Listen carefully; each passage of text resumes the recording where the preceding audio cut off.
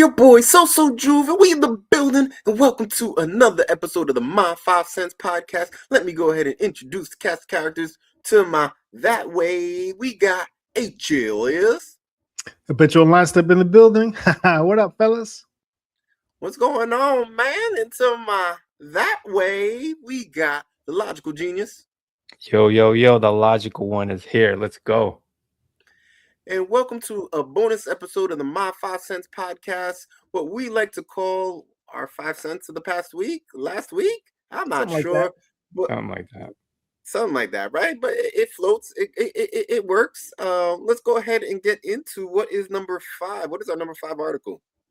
Guys, I'm kind of excited about this one. My doctor told me I'm pre-diabetic, so anything that can help me and satisfy my sweet tooth, I'm here for it. So check this out. Researchers at Tufts University have developed a highly efficient way to produce tagatose. It's a rare, low-calorie sugar that tastes and acts like table sugar, potentially offering a healthy alternative for baking and cooking. They're engineering this certain bacteria to convert glucose into tagatose using a novel enzyme pathway. They've been promising sugar more affordable and scalable, with benefits including fewer calories, lower blood sugar, which I need, and positive oral and gut health potential. Guys, are you here for it? I remember a couple weeks ago we talked about Oreos using this fake sugar. Now it's like a new fake sugar. What do you guys think? As one of our cousins used to say, "Don't fall forward." Is that the term right there? Like, don't fall forward, because people. When are we going to learn that whenever we humans start manufacturing things of nature, it's all downhill, right? Nothing artificial, processed, all of these sweeteners that were supposed to be healthy for you are now bad for you. This thing is fairly new research. Who knows? There's not enough data on this one, but I'm staying away from this. Yeah, anything that I can't pronounce, I don't know if I'm with it. Exactly. I can pronounce glucose, but that triglycerides or whatever you talked about, man, I can't. So I'm not with it. I'm passing on this one. You guys are suckers, man. Tagatose. I just said it. Tagatose. That's what it is, man. I don't know, man. Like, it sounds like a disease, man. Tagatose. Like, that sounds like a disease. Man. I ain't taking that. That sounds like a disease. Nope. I have been curbing down my sugar and certain things. Like, I had a piece of milk chocolate the other day, and I was like, wow, this is crazy sweet. Like, it's so I've learned and I've scaled down so much that even the things that I thought were like regular are too sweet. But I still every now and again, like, I like unsweetened iced tea. Throw some sugar in there. My coffee, I'm starting to go straight black, maybe a little cream without sugar. But to not ever have chocolate again, or not have cake or a brownie, I mean, give me the substitute. Let me indulge a little bit. Yeah, I don't know. If anybody's seen my feet, you might think I have tagatose. So, like, I don't fucking know about that. Nobody wants to see your feet. I see your feet. I don't want to see your feet. You might get tagatose over here and shit, you know? You might end up getting jugatose taking this artificial. What's the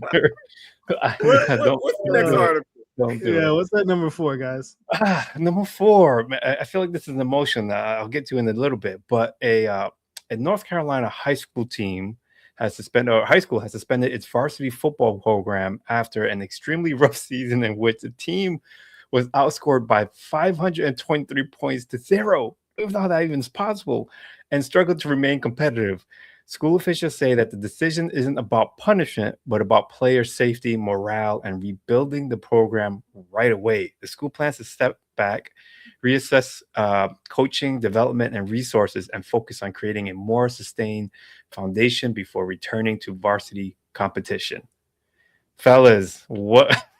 523 points to 0. Like, that's like scoring like every second. How's this even possible? How like, what do you do at that point? Nah, I think I read that one. Go ahead. Nah, I think I read that one. It was over a couple of different seasons. They just haven't scored a goal. Okay. I'm super surprised though. Like, And I'm no expert in the sport, but I know when I played football in high school, we recruited someone from the soccer team to be our kicker. Right. So like, even if you're not scoring touchdowns, you could kick a field goal. Like what's going on with your offensive line that you can't block? Just get like some of the big boys and just stand there. Football is a very skilled game. However, there's some basics involved that should be able to get you through to at least, move the goalpost a little bit. You got to start with the coaching staff. Nah, it's clear that them players got tagatos and shit. That's what's going on here. fucking shit up. And I actually commend the school district because we call this the mercy rule. If you're losing 523-0, that's the mercy rule. Put the program out of its misery. I wouldn't even say bring it back, but if you want to resurrect it, but like you got to give it at least 4 years because those kids are fucking traumatized. Yeah, HLS, thanks for correcting that. 523 points over several games, but still, you would think that's just one big game. They're just scoring 0 points. It's scoring on top of you. Here's the thing. I know in other schools and other programs when I don't know how many seasons this spanned over, but at a certain point you're like, you know what, maybe football isn't our forte. We just cut that and reinvest our funding towards the other like athletic programs that are successful. Because at a certain point, when do you say like, yeah, we're just not built for football, right? Maybe this town isn't built for football. Maybe the members of the community are just undersized overall, right? You know what I mean? That we're just like a very small community, and I don't know. Like, I just think they just have to reinvest in a different program, or maybe put into like the arts or something like that. Who knows? Yeah, I remember when I was playing. If like we were blowing a team out, we would put in our B team, not our starters or like our second stringers, so they could get some burn, they could get some shine. I don't know why this wasn't happening there. Like, let their B team play this losing team's A team and have it a little bit more balanced. And you could like bring these other kids up, right? These juniors and these sophomores who are like not ready for varsity level, they could get that varsity experience. But yeah, they shoving the whole program, and I feel bad for those kids. Yeah, it's sad. What's going on next? Number 3. Yeah. Well, I guess speaking of kids, Teddy Riley stirred up conversation online by sharing. Yeah, that transition was terrible. It makes sense. The person we're about to talk about, right? We're not speaking of kids. Okay, my bad. Okay. Well, let me get back to reading my article. Maybe I don't know what we do with that transition. Teddy Riley stirred up conversation online by sharing a rough snippet of new music from R. Kelly, who is still serving a long prison sentence, featuring Kelly singing over what sounds like a phone call recording of Chris Brown, "It Depends." And Riley's caption hinted this might be just the beginning of more new material to come. The post, which came from R. Kelly's Rockland Records, got some reactions from Chris Brown, whose song it originally belongs to, and is working on new releases even behind bars. Fellas, how do we feel about the Pied Piper making music? Wasn't there a story about this a couple of years ago where I think he got paid for singing like "Happy Birthday" from jail for someone? I feel like this is. I remember that. Yeah, I thought there was something spurring out of that, and then maybe that he was going to start some sort of like GoFundMe or some sort of, I can't remember the name of that app where you can hire people to do stuff for celebrities or whatever. But I mean, if people have interest in it, why not, right? If he's making himself some money, I don't know what he's going to do with that money from behind bars. Okay, if people want to listen to it, you do you, Kels. This is tough because there are some R. Kelly songs that should not be canceled. There are some classic R. Kelly jams, like "The World's Greatest." He has a song like about his mama. Some super like inspirational, like moving songs.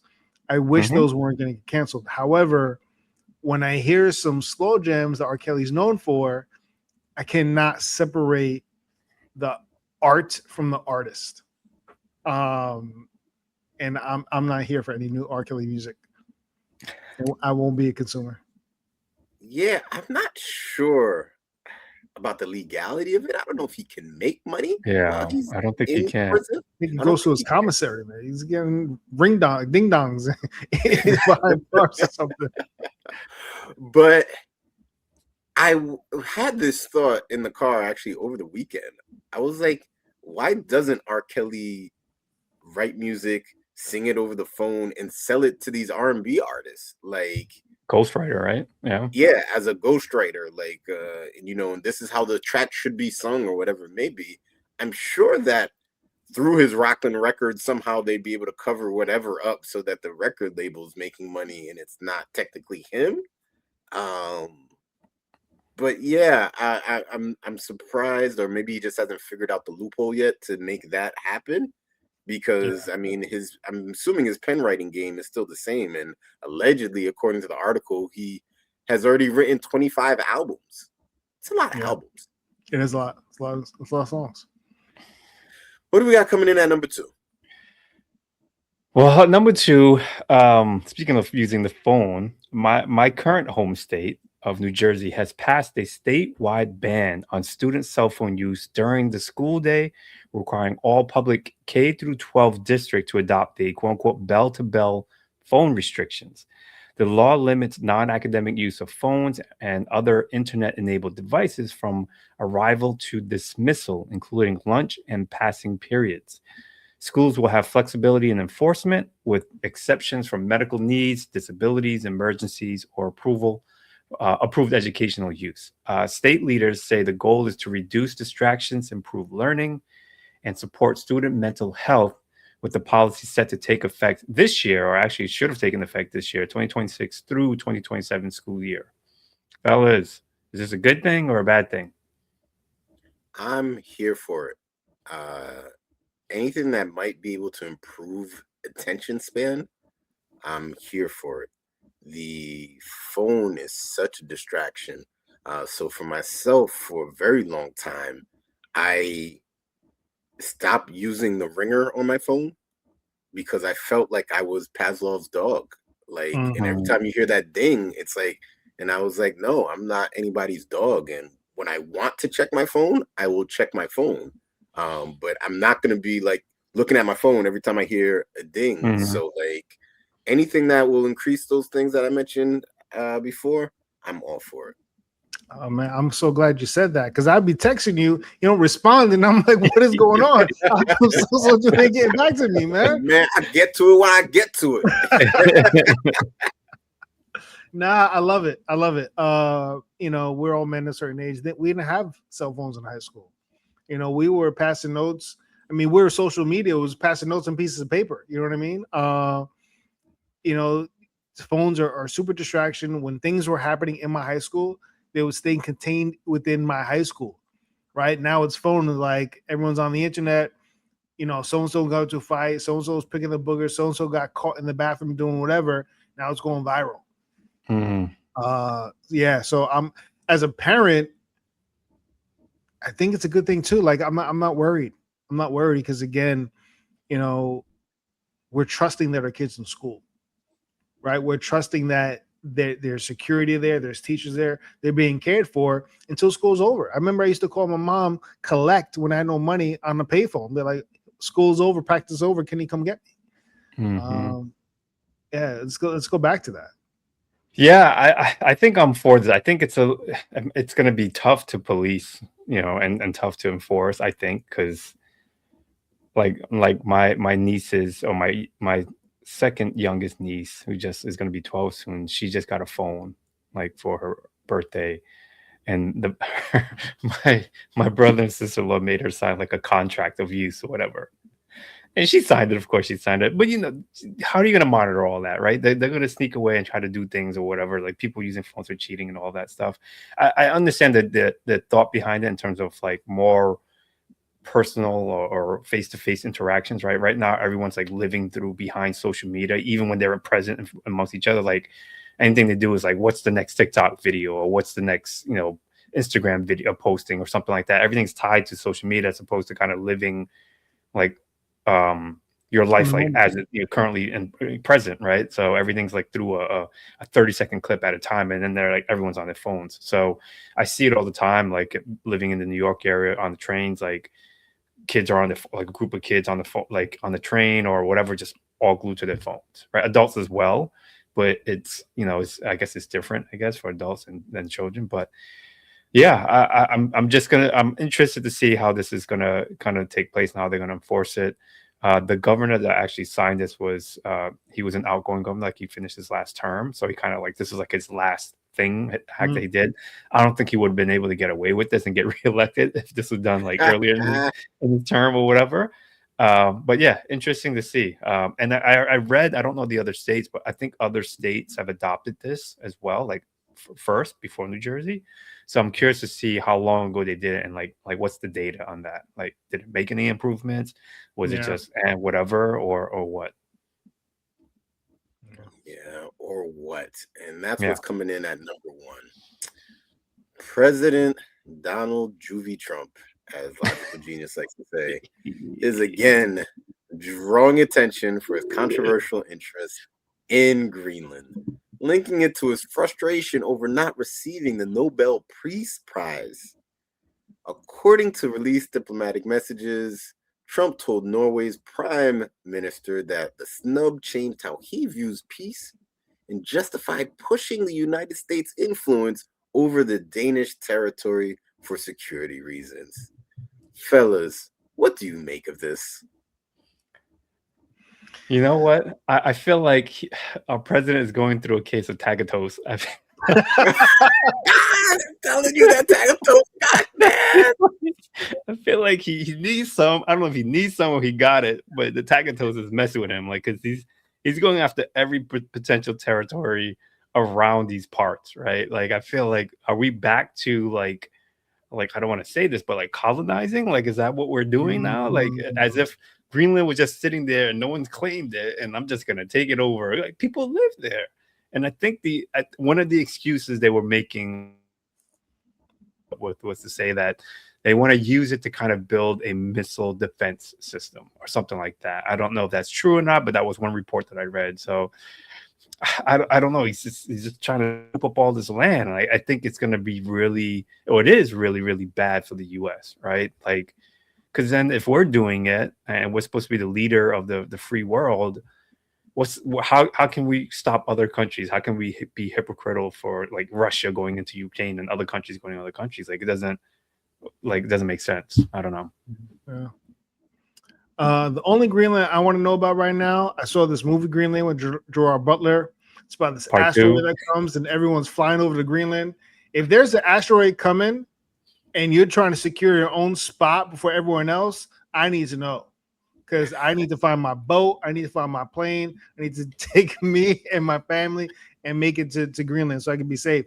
Because let us know what's going on. That's what I want to know. Maybe he saw that movie and was like, "Let's take." Maybe. Part two is video on demand soon. I gotta watch that to see what's gonna happen next. Because if Trump knows something I don't, I'm gonna be an unhappy camper. Definitely. I mean, this is just, I don't know, bizarre. Like, as you said, we're supposed to be the leader of the free world. Like, we did what we did in Venezuela. Like, it just comes to a point, like, this is all going to come to a head. Plus, you're messing with my backup country, Denmark. Like, I was, like, applying my visa there, and you messing with that. Like, now I got to find a new backup country. Yeah, I just don't know what's going on with the president. I don't know what's going on with the U.S. and why we're okay with all of this. I do believe that there are going to be ramifications, and most likely we'll see it in the ballot come November. So we shall see. Fingers crossed. So that's it for this week. This was our take, and until then, this is our 5 cents. See you next week.